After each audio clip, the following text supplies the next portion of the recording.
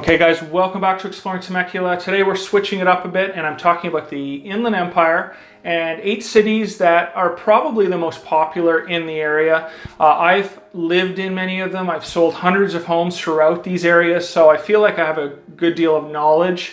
So if you're thinking of either relocating or moving to the Inland Empire, watch this video. Hopefully I can give you some good insight of some of these cities. If you are looking for a home search, in every one of my videos now, I have a direct link to a home search in the description. So this is directly straight from the local MLS, updated daily. Really helpful for anybody, looking at homes just in their downtime or, when they do have time. So thank you very much. Subscribe and let's get into the video.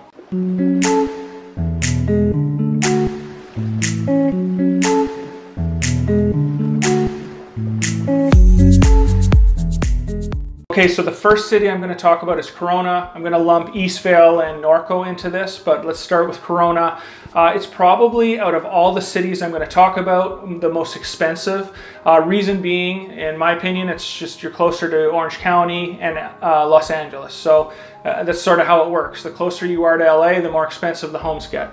Number one, just like a lot of the cities I'm going to talk about in this video, there are areas that I personally wouldn't live in Corona, but then there are also beautiful areas in Corona to live.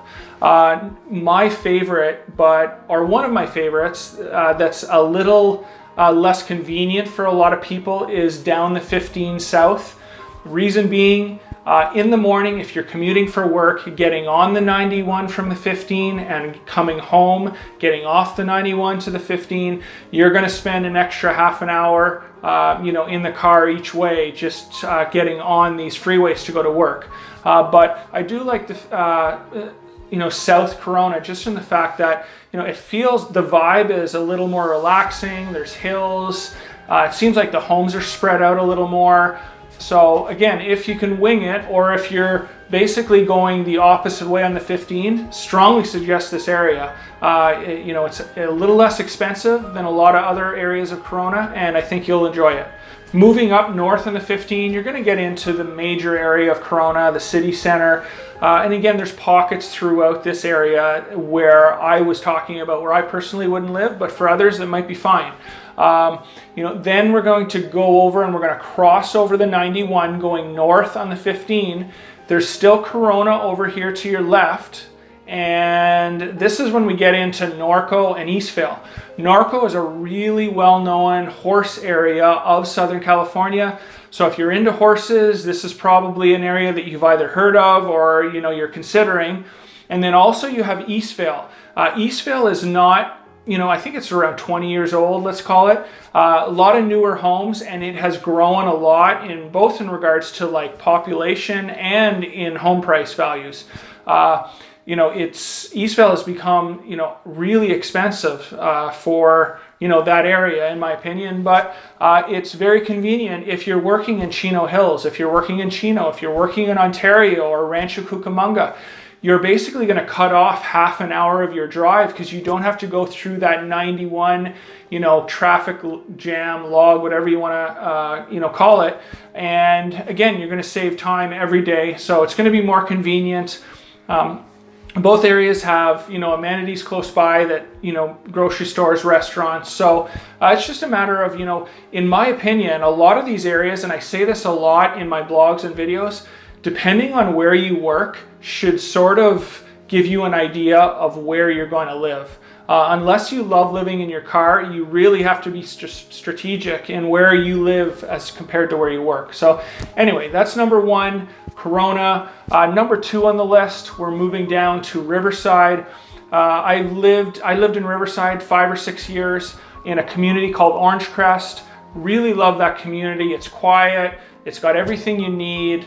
The only downside I would say is it's up on the hill. You have to get to the 91 freeway. It's going to be a 15-20 minute drive in the morning. But other than that, it's a really nice, newer, big homes, great for families, lots of parks, green space. So yeah, again, Orange Crest. And then just butting up to Orange Crest, you know, one of the other things about Riverside that people like is the age of Riverside.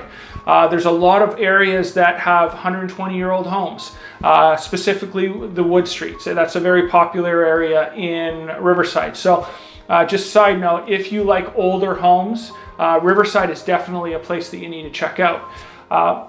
But another community that I really like that butts up to Orange Crest is called Canyon Crest. It's got 2 private golf courses, you know, really well kept for the most part. A lot of owners have lived there many, many years. Lots of 1-stories, mature landscape.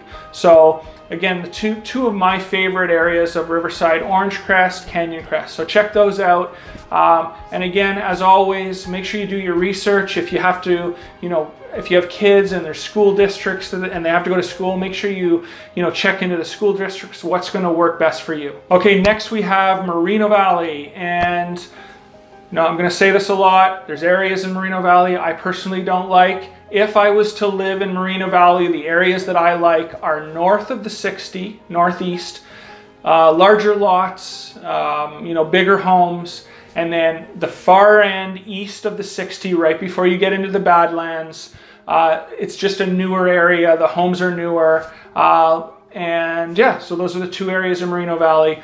In regards to traffic, you know, you are going to have the traffic getting onto the 215 from the 60.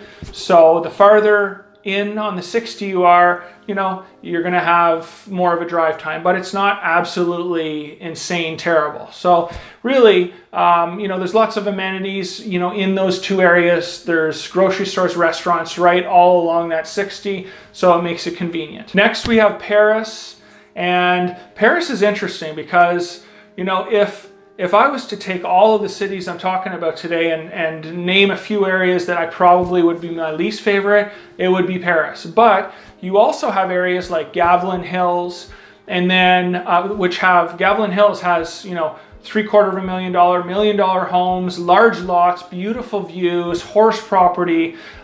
You know, the only downside I would say about Gavilan Hills, you know, your cell phones really don't work, and every time you need to go somewhere, it's 15-20 minutes. So, but other than that, if you like to stay at home, you know, perfect for that type of person. And another area, I can't remember the zip code, I think it's 92571. It butts right up against Orange Crest, where I used to live in Riverside.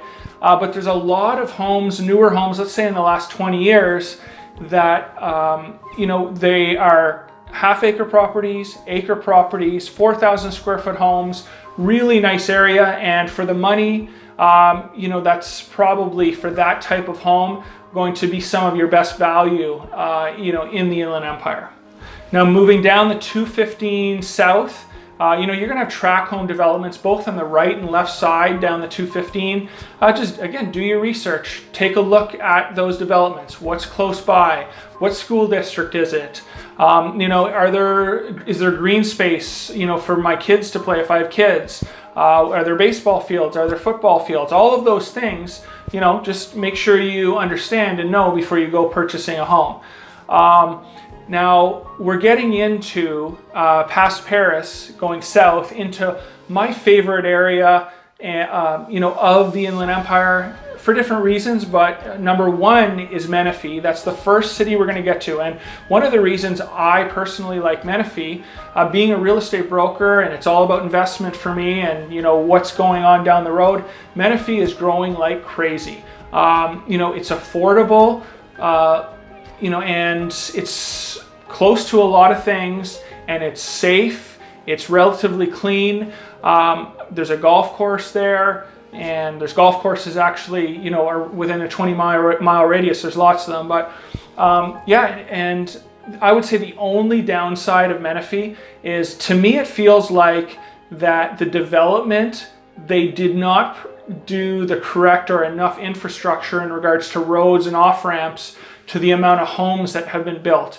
You know, for example, the Newport exit, I mean, during lunch hour or rush hour, I mean, that place is crazy, that exit. So if you can get past that, I really think moving forward in the years to come, there's still space to be building out there. I see homes and values going up in the future just because, you know, it's a nice, clean, affordable area to live in Southern California. And those areas are getting, you know, harder and harder to find. Let's just be honest. Next, we're coming into my two favorite cities in not only this area, but all of Inland Empire, and probably would be in my top 10 of, you know, places to live and what you get for your money in all of Southern California. First up, we have Murrieta. And one of the things I like about Murrieta is, and you'll notice, even though it's had tremendous growth over the last 20 years, like 120, 100% growth, when you drive around the city of Murrieta and the area of Murrieta, you don't feel like it's just crazy traffic. You can still get in and out, go to the grocery store. It's not stressful. So that's one of the bonuses I definitely would say about Murrieta. Another thing that Murrieta has is, number one, they have a private golf course and they have horse area. The horse area is La Cresta, beautiful area, hills, large lots, and the golf course, Bear Creek, my wife's parents actually lived there for years and they just loved it. So definitely, if you're a golfer or into horses, that's just another opportunity or option, I guess I would say. You know, if you didn't like Norco, or if Norco was too busy, definitely La Cresta is not going to be as busy as a place like Norco. So Murrieta, awesome city, newer homes, less to fix. So definitely check Murrieta out. Safe, good schools, all that stuff. So yeah, Murrieta. Okay, last but not least, Temecula, California. I would say that this would be on my list for top 3 or 4 places in all of Southern California to live when you take everything into consideration. Price, amenities, different types of living. Temecula truly has everything that you want. So just to start off, if you want agricultural property, or agricultural, I guess that's how you say it, Temecula. We have Duluth and 5-acre parcels of property, avocado groves, orange groves. So we have that. If you're into horses, we have Los Ranchitos, Meadowview, a very prominent area in Temecula for horses. If you just want the track home feel, we have tons of track home developments. And the one thing that I do in all my videos and explain to people is that these track homes have all of the amenities that Temecula has, which I'll get into. But when you get into the community, it's really quiet. It's not stressful. It's sort of your own oasis. So again, unique about Temecula. And then getting into the amenities of Temecula, they're really endless. You know, wineries, we have an RV resort, we have an old town Main Street, casinos, hundreds of restaurants, golf courses, you name it. I mean, Temecula has it, and everything seems to be so close to you here that it really doesn't matter where you live. You're where you need to be within 5 minutes, it seems, except for a few exceptions, maybe way out in wine country or over in Duluth. But yeah, Temecula, just an amazing place to live. The one thing that I would say to people thinking of moving to Temecula is that, and I've also mentioned this in other videos, if you're working north, live in North Temecula, because you can get, where it really gets heavy traffic, if you look on a map where the 215 and the 15 come together, that's where the traffic is. So if you can get past that by being a little north and getting on, just say the 215 at you know, Murrieta Hot Springs, you're going to save a lot of time.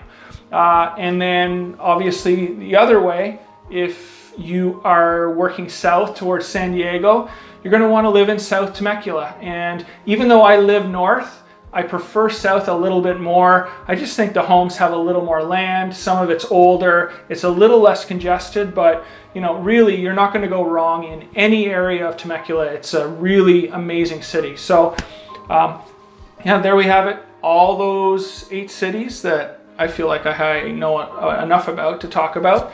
My name is Joel. I'm owner and broker of Greenleaf Real Estate. My wife is a certified appraiser. We're here to help. If you have any questions, don't be afraid to reach out. Call me anytime. Yeah, and oh, and by the way, we do have, I think I mentioned in the beginning, but We now have home searches in every single one of our videos in the description. If I'm talking about a specific part of Temecula, I will narrow that search down just to that area. But of course, this video I'm talking about 9 cities. It's just a general search on a map. You'll see it. You can just type in the city you want, price range, everything, updated daily. You're good to go. And yeah, so subscribe if you like Temecula. Most of our videos are around this area. We do switch it up a little bit sometimes. Thank you again. Exploring Temecula. Till next time.